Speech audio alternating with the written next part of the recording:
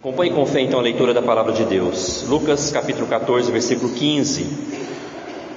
Ao ouvir tais palavras, um dos que estavam à mesa com Jesus lhe disse: Bem-aventurado aquele que participar do banquete no reino de Deus. Jesus, porém, respondeu: Certo homem deu um banquete, deu uma grande ceia e convidou muitos. À hora da ceia, enviou o seu servo para avisar aos convidados: Venham, porque tudo já está preparado. Mas todos eles, um por um, começaram a apresentar desculpas. O primeiro disse: Comprei um campo e preciso ir vê-lo, peço que me desculpe. Outro disse: Comprei 5 juntas de bois e vou experimentá-las, peço que me desculpe.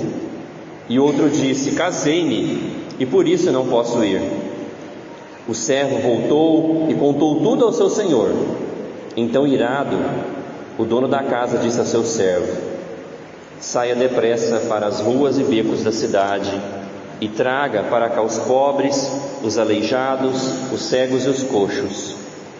Mais tarde o servo lhe disse: Patrão, já fiz o que o senhor mandou e ainda há lugar.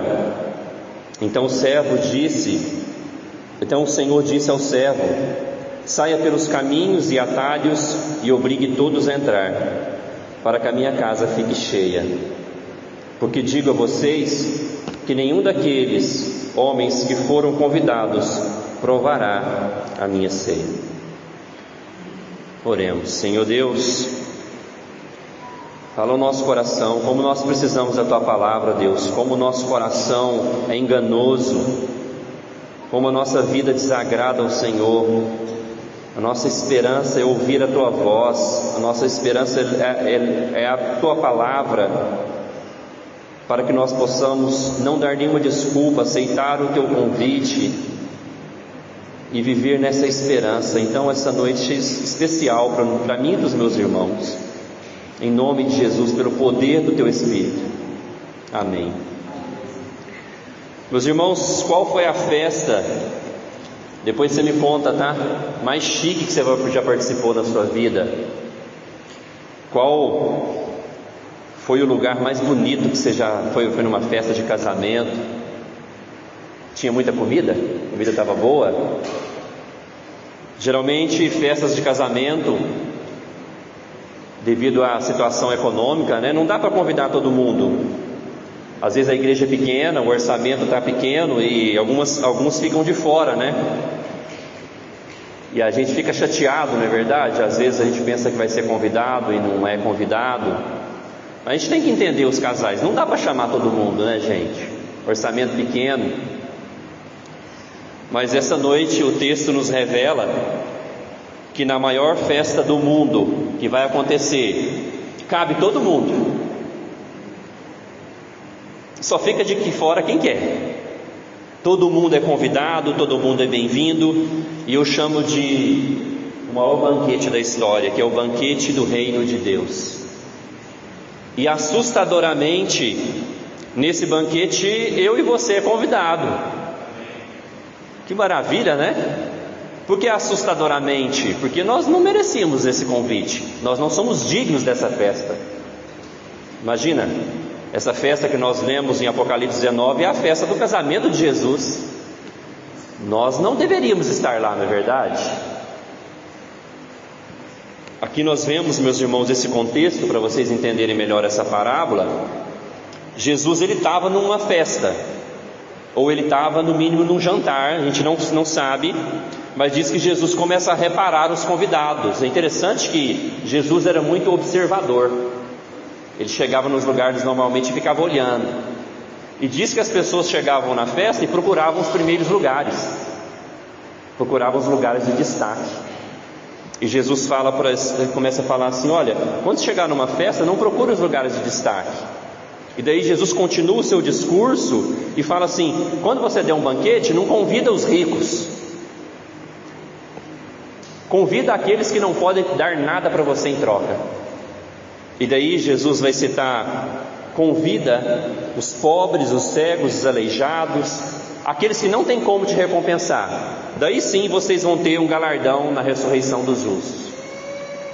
Jesus aproveita o momento do jantar para falar isso, que nós não devemos procurar os primeiros lugares e não devemos buscar fazer alguma coisa para obter algo em troca. E as melhores pessoas que devemos abençoar são aquelas que não podem nos recompensar. Daí diz que alguém, no versículo 15, ao ouvir essas palavras, eu penso assim, ele fala, uau. No versículo 15 ele fala, ao ouvir tais palavras, um dos que estavam à mesa com Jesus lhe disse, bem-aventurado aquele que participar do banquete do reino de Deus. Alguém ouvindo esse discurso de Jesus fala para Jesus, bem-aventurado aquele que participar do banquete no reino de Deus. Daí Jesus aproveita esse gancho da fala desse homem e conta essa parábola. E essa parábola naquela época significa que os judeus, eles negam o convite, mas os gentios, eles aceitariam o convite. Então Jesus queria falar isso para eles, mas para nós temos que interpretar isso para nós hoje. Nós não somos judeus ou gentios, e nós vamos ver aqui o que isso significa para nós, esse convite. O convite para o maior banquete da história está disponível. Não dê desculpas. O convite para a grande festa está disponível. Não dê desculpas. Primeiro, meus irmãos, eu quero analisar com você o privilégio desse convite. Como eu falei, nós não merecíamos esse convite, nós não somos dignos de estar lá. Mas o que significa esse convite? Foi aquilo que nós vimos em Apocalipse 19. Em Mateus 22, Jesus conta outra parábola muito parecida. Jesus meio que repete essa pregação dele. Ele contou 2 vezes a mesma pregação, mas com nuances diferentes em Mateus 22. E esse banquete, meus irmãos, que Jesus fala em Mateus 22, Apocalipse 19 e Lucas 14, é a inauguração do reino de Deus. Sabe quando você vai inaugurar alguma coisa e você faz uma festa de inauguração? Essa parábola é a inauguração do reino de Deus. Vai iniciar o reino de Deus, o novo céus e nova terra, com uma festa de abertura. Mas é interessante que eu preciso aceitar o convite para essa festa hoje. O convite é disponível hoje. Quem vai participar da festa, aceita o convite agora, hoje. E eu acho muito bonito a forma que Jesus fala do reino de Deus como um local de mesa, um local de comida. O que isso significa? O reino de Deus é um local de relacionamento. É um local onde nós nos relacionamos com Deus e nos relacionamos uns com os outros. Jesus então trata o reino de Deus como um local de comida, como um local de relacionamento, de conversa. Mas como eu falei, a gente aceita o convite agora. E a nossa relação com Jesus, a nossa comunhão com Deus também começa agora. Em 1 João, no capítulo 1, versículo 3, a palavra de Deus diz: o que vimos e ouvimos, anunciamos também a vocês, para que também vocês tenham comunhão conosco. Ora, a nossa comunhão é com o Pai e com o seu Filho Jesus Cristo. Olha o que o apóstolo João fala. Eu quero que vocês tenham comunhão conosco. Conosco quem? Com a igreja. E o apóstolo João fala, porque a nossa comunhão é com o Pai e com o Filho, o Senhor Jesus Cristo. Então nós começamos uma comunhão eterna com Deus que vai desembocar na eternidade. Nós começamos essa comunhão com Deus agora. Nós começamos essa comunhão com Deus agora através do povo de Deus, da igreja de Deus. Daí nós começamos o nosso relacionamento na mesa de Deus. Por isso que a mesa na igreja é algo tão importante. Essa mesa tem um significado profundo. A mesa que está posta ali de fora para nós hoje tem um significado profundo. Porque na medida que nós sentamos à mesa, olhamos um para os outros e comemos juntos, nós também estamos de alguma maneira comendo e nos relacionando com Deus Pai e com Deus Filho e Espírito Santo. Então esse banquete eterno e esse relacionamento eterno, ele começa aqui agora. Meus irmãos, mas que privilégio desse convite. Então talvez, quando eu perguntei da festa que talvez você não foi convidado, talvez você ficou chateado. Mas um cristão que tem a sua identidade firmada em Deus, que sabe quem Ele é, não fica abalado com os não convites desse mundo.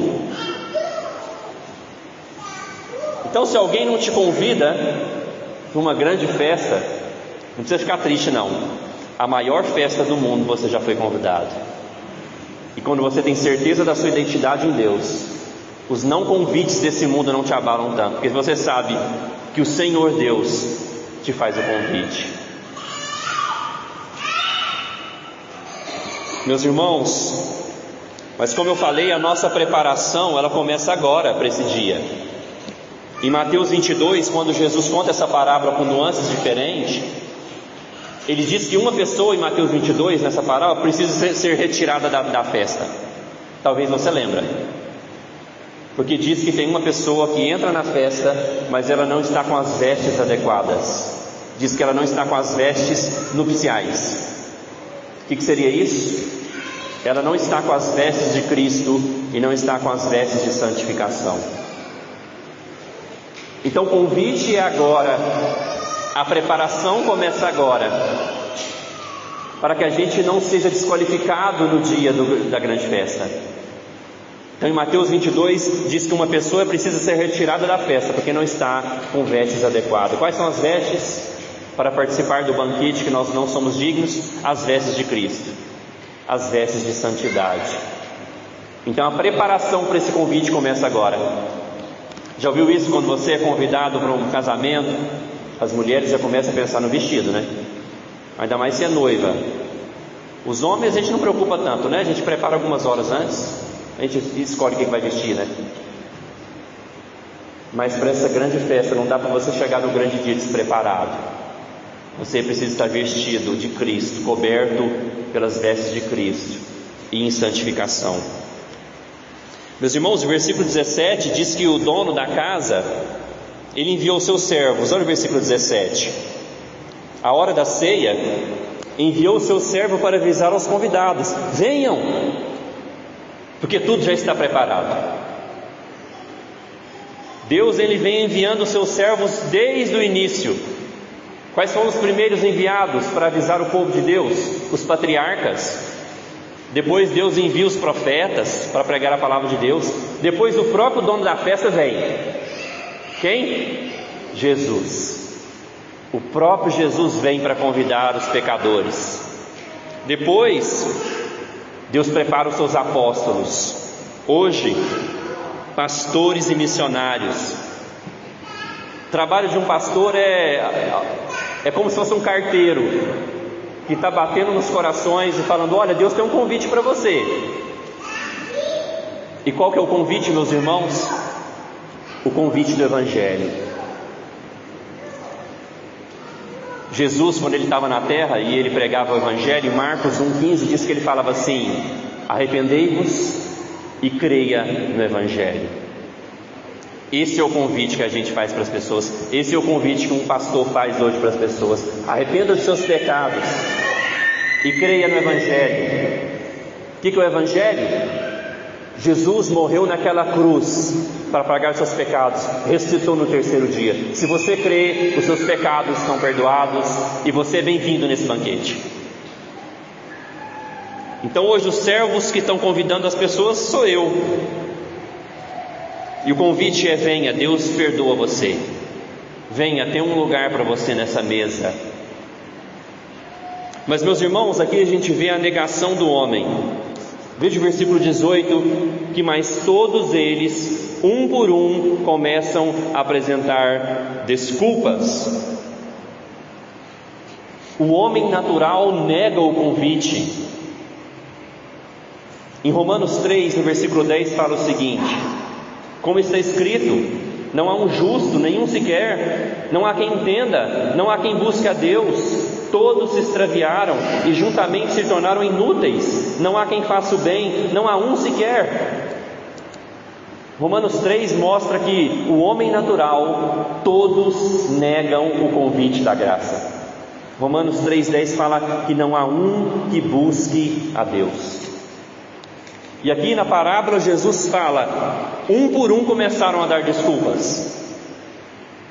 Meus irmãos, e a primeira desculpa, eu fui analisar ela melhor, eu pensei, que desculpa esfarrapada. Olha o versículo 18 a partir dele. O primeiro disse: comprei um campo e preciso ir vê-lo, peço que me desculpe. Pensa um pouquinho comigo aqui. Eu acho que hoje, como naquela época, não deve ser diferente. Ninguém compra um campo sem ter visto o campo antes. Não é verdade? A gente vai ver o campo, né? Ver se vale o valor, ver se vale a pena. Mas, meus irmãos, as parábolas de Jesus, às vezes é para elas serem estranhas mesmo. É uma história para que a gente entre na história e veja a espiritualidade na parábola. Meus irmãos, às vezes as nossas desculpas são esfarrapadas para não aceitar viver totalmente para o reino de Deus. Às vezes as desculpas são boas. O versículo 19 eu vejo como uma boa desculpa. Fala o seguinte: outro disse: comprei 5 juntas de bois e vou experimentá-las, peço que me desculpe. Algumas desculpas são até boas. Você tem seus negócios, você tem as suas prioridades, você tem a sua empresa, você tem o seu trabalho, você tem os seus projetos. E daí, de alguma maneira, você coloca o reino de Deus, o convite de Jesus em segundo lugar. Mas não podemos falar que é pecado essa desculpa. Então eu chamo de boas desculpas. Boas desculpas que nós damos para não viver em completude o reino de Deus e não buscar a Deus em primeiro lugar. O versículo 20 mostra uma desculpa, digamos que excelente. E o outro disse: casei-me e por isso não posso ir. Casamento é prioridade, né? Então essa é uma boa desculpa. Mas, meus irmãos, nem essa desculpa é válida. Nós criamos um ensinamento que eu já ouvi várias vezes em várias igrejas: é o seguinte: Deus em primeiro lugar, família em segundo, carreira em terceiro, ou igreja, né? E por último, ou a igreja ou a carreira.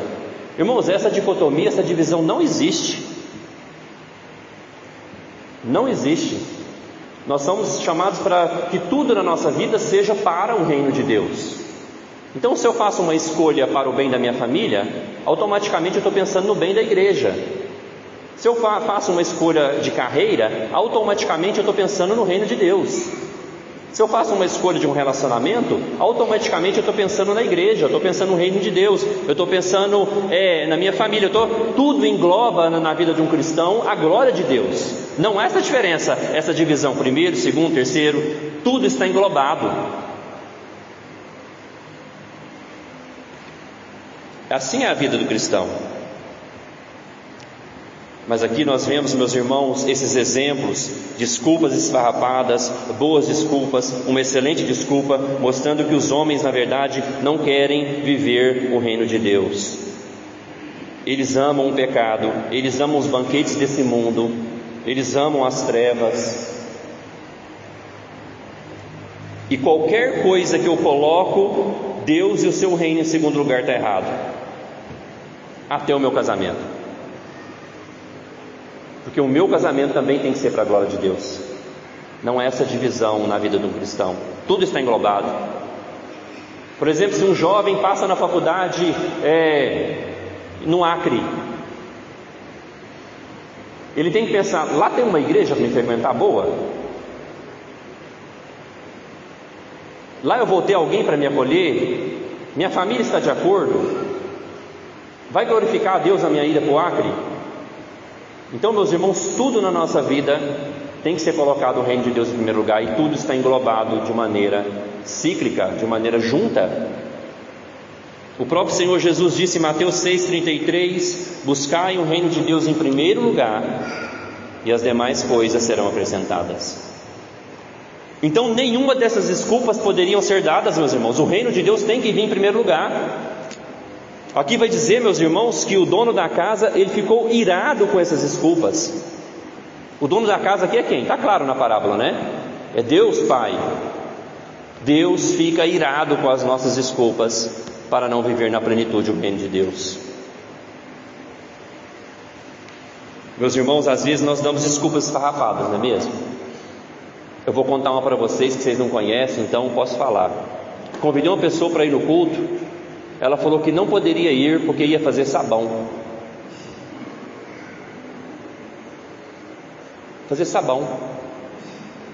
Irmãos, nós damos desculpas para não fazer a vontade de Deus assim, esfarrapadas. Não, nem ria, porque talvez você já deu uma desculpa dessa. Nós damos desculpas para não viver a plenitude do reino de Deus, às vezes esfarrapadas, às vezes são boas, mas Deus não quer saber de desculpas. Ele quer que colocamos o seu reino, o seu convite em prioridade. Você tem dado algumas desculpas? Quais são as suas desculpas para não viver na plenitude o reino de Deus? Para não buscar a Deus? Há algo melhor nesse mundo do que ter comunhão com Deus? Às vezes a gente fala assim, né? Não, pastor, quando a minha vida financeira melhorar, eu vou fazer isso. Não, quando eu arrumar um emprego tal, eu vou fazer isso. Quando eu casar, eu vou fazer isso. Não, irmãos, não dê desculpas, faça hoje para a glória de Deus. Coloque o reino de Deus em primeiro lugar hoje. Lembre-se que nós estamos nos arrumando para a festa. Nós estamos nos embelezando como igreja para a festa.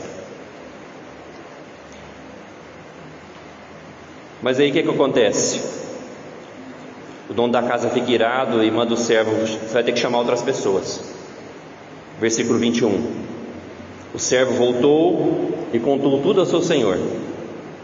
Então, irado, o dono da casa disse ao seu servo: saia depressa, vá para as ruas e becos da cidade e traga para cá os pobres, os aleijados, os cegos e os coxos. Ele manda chamar agora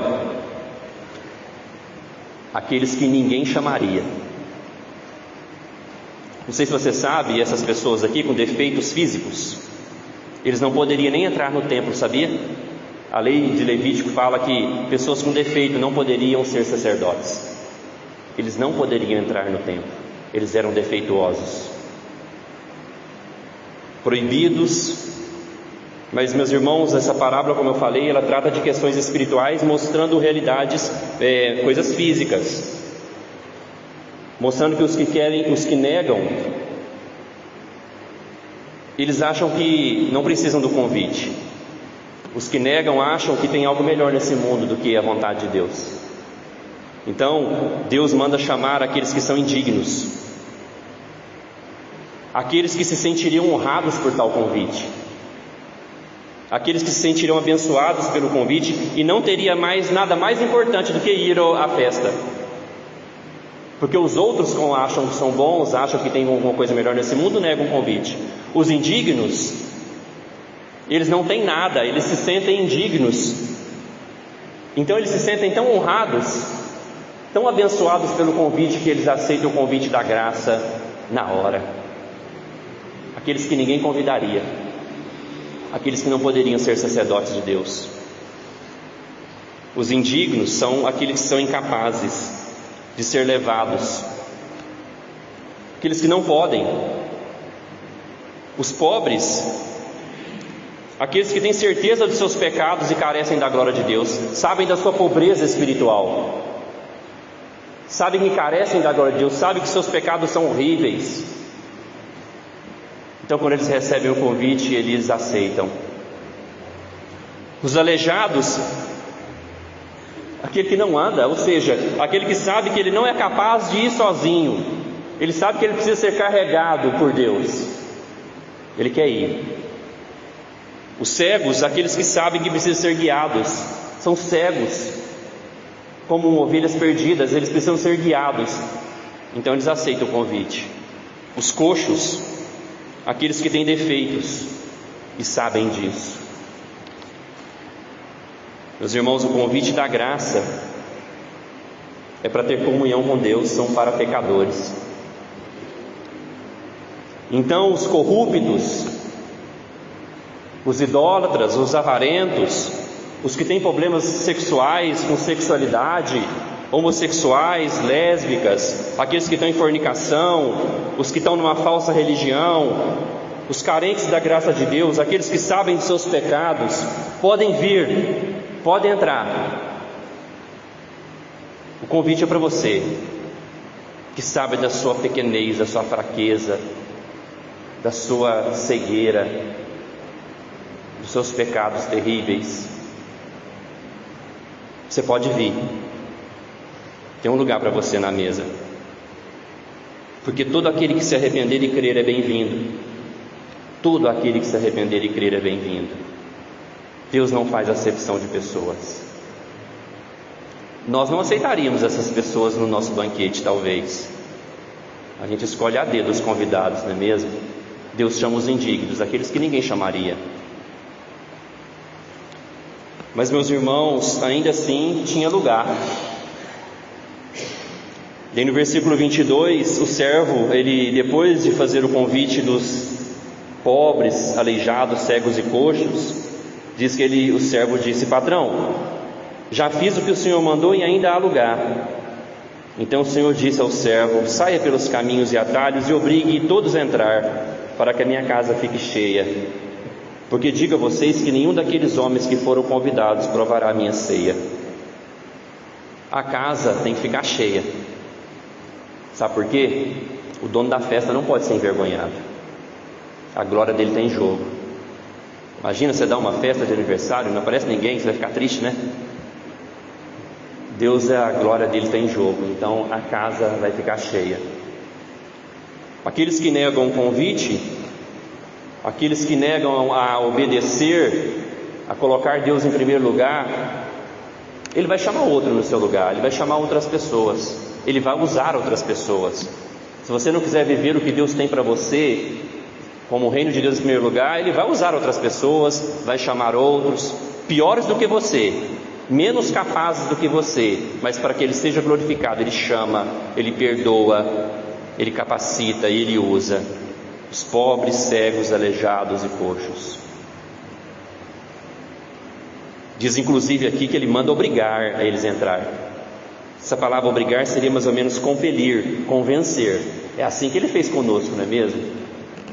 Deus, Ele foi nos convencendo, nos compelindo, quase nos sentimos obrigados pela sua graça, pelo seu amor a servi-lo. A obrigação de Deus é pelo amor. Atrai o nosso coração, quebranta o nosso coração, mostra a nossa pobreza espiritual e faz esse convite maravilhoso da graça para a gente ceiar com Ele. Meus irmãos, hoje aqui eu sou o empregado dessa parábola. Eu sou o empregado do dono da festa, chamando você para aceitar o convite da graça. Você fala assim: pastor, mas eu já sou cristão, já me batizei. Será que você vive na plenitude a vontade de Deus para a sua vida? Será que você busca o reino de Deus em primeiro lugar? Dessas desculpas apresentadas aqui, qual que você se apresenta? Nas esfarrapadas, nas boas ou nas excelentes? Todas são desculpas que Deus não aceita. Ele pede para que você coloque Ele em primeiro lugar, o seu reino em primeiro lugar. Então pare de dar desculpas, faça a vontade de Deus. Mas aqueles que aceitam o convite, hoje, tem mais um preparo para você. Essa mesa. Essa mesa também é um treino. Todos aqui são indignos. O único digno aqui é Jesus. E a presença espiritual dele dignifica os pecadores. Hoje nós estamos treinando, e Jesus disse isso em Mateus 26. Abra comigo agora em Mateus 26. Quando Jesus vai cear com seus discípulos, capítulo 26 de Mateus, versículo 29, Jesus fala que está esperando a gente para essa ceia, o maior banquete da história. Mateus 26, versículo 29, o Senhor Jesus disse: e digo a vocês que desta hora em diante nunca mais beberei desse fruto da videira, até aquele dia em que beberei com vocês o vinho novo. Na onde? No reino de meu Pai. Então, na última ceia de Jesus com seus discípulos, ou da primeira ceia, na última Páscoa, Jesus fala assim: vocês vão se preparando, porque presencialmente, fisicamente, essa é a última vez. A outra vez que eu vou beber com vocês essa ceia vai ser no reino de meu Pai, na inauguração do reino físico de Deus. Então hoje, aqueles que aceitaram o convite da graça participam dessa mesa.